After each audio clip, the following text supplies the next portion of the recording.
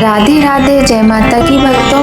आप सभी का स्वागत करती हूँ स्पिरिचुअल ज्ञान साधना में और आप सभी से अनुरोध करती हूँ कि स्पिरिचुअल ज्ञान साधना को सब्सक्राइब कर लीजिए और बेल आइकन को प्रेस कर दीजिए ताकि आपको नई नई वीडियोस का नोटिफिकेशन। श्री शिवाय नमस्तुभ्यम। जय माता की राधे राधे भक्तों, कैसे हैं आप सभी लोग। आशा करते हैं महादेव की कृपा से सभी लोग बहुत अच्छे होंगे। प्रिय भक्तों, सावन का पावन महीना चल रहा है और आज सावन मास का तीसरा दिन है। सावन मास के तीसरे दिन हम आपको श्रावण मास महात्म्य के तीसरे अध्याय की अति पावन कथा सुनाने वाले हैं। प्रिय भक्तों, यदि आपने अभी तक चैनल को सब्सक्राइब नहीं किया है तो अवश्य कर लीजिए, क्योंकि सावन के महीने में पूरे महीने हर दिन आपको बड़ी ही सुंदर श्रावण मास की कथा सुनने को मिलेगी। प्रिय भक्तों, आप सभी से हमारा निवेदन है कि सभी लोग पूर्ण श्रद्धा भक्ति भाव के साथ अति पावन इस कथा का श्रवण अवश्य कीजिएगा। इस कथा का श्रवण मात्र करने से आपके समस्त दुख दूर होते हैं, भगवान महादेव की कृपा प्राप्त होती है। कहा जाता है भगवान भोलेनाथ बहुत भोले हैं और वो शीघ्र ही प्रसन्न होते हैं और श्रावण का मास उन्हें अत्यधिक प्रिय है। इस मास में भगवान भोलेनाथ को एक लोटा जल अवश्य चढ़ाना चाहिए, साथ ही श्रावण मास महात्म्य की कथा भी अवश्य सुननी चाहिए। तो भक्तों, आइए अब हम प्रारंभ करते हैं आज की कथा। श्रावण मास महात्म्य तीसरा अध्याय। बोलिए गणेश भगवान की जय, गौरी शंकर भगवान की जय, लक्ष्मी नारायण भगवान की जय। बोलिए श्रावण मास की जय। सनत कुमार भगवान शंकर से बोले, आपने व्रत समुदाय का उद्देश्य बताया, परंतु मेरी जिज्ञासा शांत नहीं हुई है। आप विस्तार पूर्वक इन व्रतों को बताने की कृपा करें। महादेव बोले, जो भक्त श्रावण मास को नक्त व्रत कर व्यतीत करता है वह संपूर्ण वर्ष इस नक्त व्रत का फल पाता रहता है। दिन की समाप्ति से 3 घड़ी पहले रात्रि भोजन को नक्त व्रत कहा जाता है। नक्त व्रत भोजन में सूर्यास्त से 3 घंटे पहले के समय को छोड़कर शेष समय लिया जाता है। सूर्यास्त से पहले के 3 घंटों को संध्या काल कहा जाता है। संध्या काल में आहार, मैथुन, निद्रा तथा स्वाध्याय करना वर्जित है। अब मैं तुम्हें गृहस्थ एवं सन्यासी के भेद से नक्त भोजन की 2 प्रकार की व्यवस्था बताता हूँ। ध्यान पूर्वक सुनो। जब सूर्य देव के मंद होने पर अपने शरीर की छाया दुगनी हो जाए, उस समय को सन्यासी के लिए नक्त भोजन व्रत कहा है। शास्त्रों में गृहस्थ के लिए नक्षत्र के उदय होने पर रात्रि भोजन को नक्त भोजन व्रत कहा जाता है।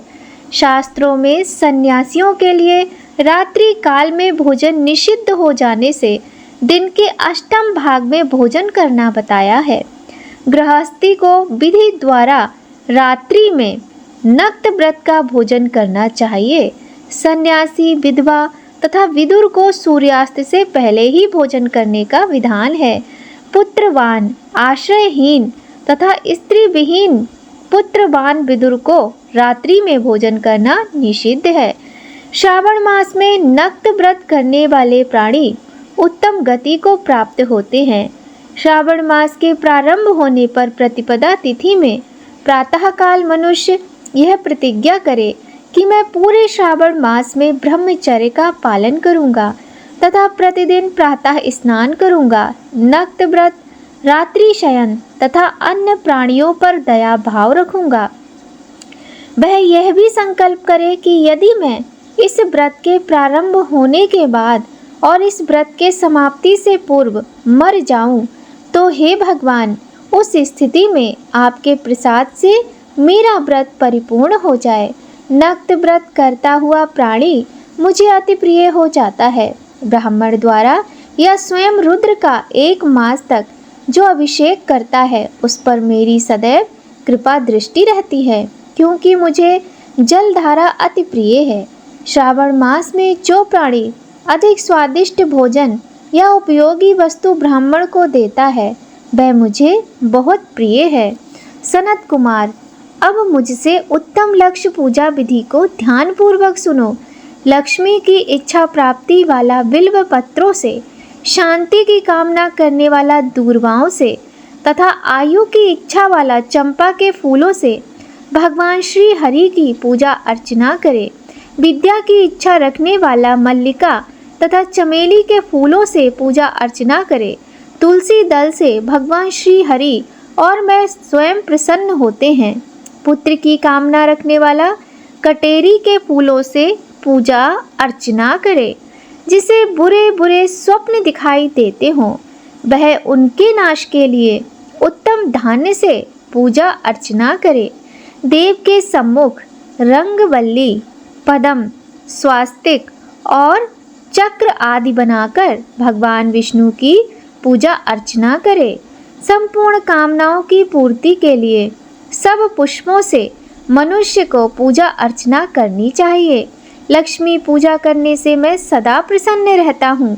अंत में उद्यापन करना चाहिए। उद्यापन के लिए मंडप बनवाकर उसके तीसरे भाग में वेदी बनवाना चाहिए। पुण्यः वाचन कर आचार्य का वरण करना चाहिए। मंडप में बैठकर रात्रि जागरण कर वेद पाठ कराना चाहिए। वेदी पर उत्तम चतुर्लिंगो भद्र बनाकर उसके मध्य भाग में चावलों से सुंदर कैलाश का निर्माण करना चाहिए। उस वेदी में यथा स्थान तांबे का कलश स्थापित करना चाहिए। उसमें पंच पल्लव तथा सूक्ष्म वस्त्र रखने चाहिए। उसमें भगवान शंकर की स्वर्ण की मूर्ति को पंचामृत से स्नान कराकर स्थापित कर अर्चना करें। नैवेद्य युक्त धूप, दीप, गीत, वाद्य, नृत्य तथा वेद शास्त्र पुराण द्वारा रात में जागरण करना चाहिए तथा प्रातःकाल होने पर स्नान करना चाहिए। पवित्र शास्त्रोक्त विधान से वेदी बनाना चाहिए। तिल, घी, पायस, मूल मंत्र, गायत्री मंत्र, शिव सहस्त्र नाम से हवन करना चाहिए। जिस मंत्र से पूजन किया है उसी मंत्र से हवन करना चाहिए। खांड, घी, चावल से हवन करना चाहिए। हवन समाप्ति पर पूर्ण आहुति देनी चाहिए। प्रातः वस्त्र, अलंकार, आभूषण से आचार्य का अर्चन करना चाहिए। ब्राह्मणों का पूजन कर उन्हें दक्षिणा देनी चाहिए। जिन मंत्रों से भगवान शिव की लक्ष्य पूजा की है उन चीज़ों को दान करना होता है। स्वर्ण निर्मित भगवान शंकर की मूर्ति का अर्चन करें। यदि 1 महीने तक दीप जलाया हो तो उसको दान में देना चाहिए। संपूर्ण इच्छाओं की सिद्धि हेतु स्वर्ण की बत्ती, चांदी का निर्मित दीप बनवाकर उसमें गौ का घी भरकर दान देना चाहिए। ब्राह्मणों को भोजन कराकर दक्षिणा दें। इस प्रकार जो मेरी अर्चना करता है मैं उस पर सदैव प्रसन्न रहता हूँ। जो मनुष्य श्रावण मास में अपनी प्यारी वस्तु का त्याग करता है और वह मुझे अर्पण की जाती है तो हे मुने उस फल को सुनो। इस लोक में तथा परलोक में वह वस्तु लाख गुना होकर मिलती है। निष्काम भाव से त्यागने पर उत्तम गति की प्राप्ति होती है। जो भक्त मेरा रुद्री पाठ करता है वह प्रति अक्षर करोड़ वर्ष तक रुद्र लोक में निवास करता है। पंचामृत के अभिषेक से मोक्ष की प्राप्ति होती है।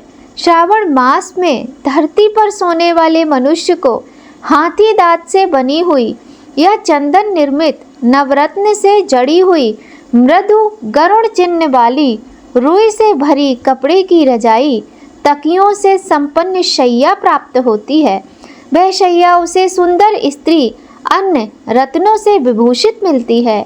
श्रावण मास में जो आदमी ब्रह्मचर्य का पालन करता है उसका वीर्य अत्यधिक पुष्ट हो जाता है। तेजस्विता, बल, शरीर, दृढ़ता और धर्म कार्य में समस्त उपकारी चीज़ें उसे मिल जाती हैं। जो आदमी इस मास में मौन व्रत धारण करता है वह श्रेष्ठ वक्ता हो जाता है। मौन व्रत दिन या रात का भोजन के समय रखा जा सकता है। मौन व्रत में यदि मनुष्य घंटा तथा पुस्तकें दान करता है तो उसको सब शास्त्रों की जानकारी स्वयं प्राप्त हो जाती है। वह मौन व्रत के प्रभाव से बृहस्पति के समान बुद्धि वाला बन जाता है। मौन व्रत करने वाले मनुष्य की किसी से कलह नहीं होती। बोलिए गौरी शंकर भगवान की जय। बोलिए लक्ष्मी नारायण भगवान की जय। आइए भक्तों, अब हम करते हैं अति पावन पवित्र और शिवजी को प्रिय लगने वाले रुद्राष्टकम का सुंदर पाठ। सभी लोग ध्यान पूर्वक इस पाठ को करेंगे। भक्तों, यदि हम प्रतिदिन रुद्राष्टकम का पाठ भगवान शिव की पूजा करते हुए करते हैं तो भगवान शिव अत्यंत प्रसन्न होते हैं। आइए भक्तों, प्रारंभ करते हैं श्री शिव रुद्राष्टकम।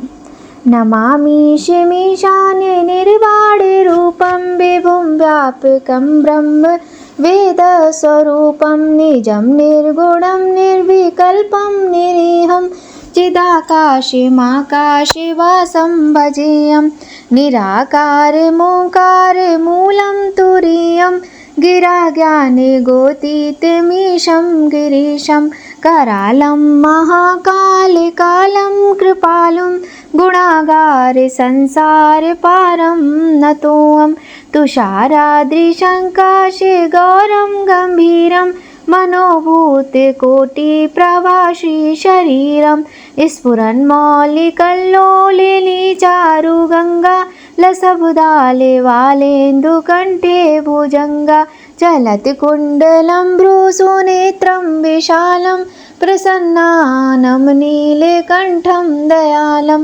मृगाधीशचर्माम्बरं मुण्डमालं प्रियं शङ्करं सर्वनाथं भजामि प्रचण्डं प्रकष्टं प्रगल्मं परेशम् अखण्डम् अजं भानुकोटिप्रकाशं त्रिशूलनिर्मूलनं शूलपाणि भजेयं भवानीपतिभावगम्यं कलातीते कल्याणे कल्पान्तिकारी सदा सच्चिदानन्ददाता पुरारी चिदानन्द सन्दोह मोहापहारी प्रसीद प्रसीद प्रभो मन्मथारी न यावदुमानात् पादारविन्द्रं भजन्ति हि लोके परिवानराणं न तावत् सुखं शान्ति सन्तापनाशं प्रसीद प्रभो सर्वभूताधिवासं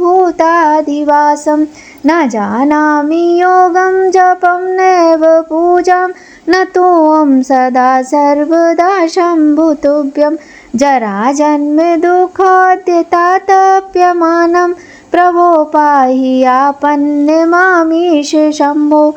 रुद्राष्टकमिदं प्रोक्तं विप्रेण हर्तोषये ये पठन्ति नरा भक्त्या तेषां शम्भु प्रसीदति। बोलिए गौरी शंकर भगवान की जय। यह रुद्राष्टकम का पाठ स्वामी तुलसीदास जी द्वारा रचित है। इसका प्रतिदिन पाठ करने से भगवान शिव प्रसन्न होते हैं और श्रावण मास में तो ये पाठ अत्यंत पुण्यदायी होता है। जो भी मनुष्य इस स्तोत्र को भक्ति पूर्वक पढ़ते हैं उन पर भोलेनाथ विशेष रूप से प्रसन्न होते हैं।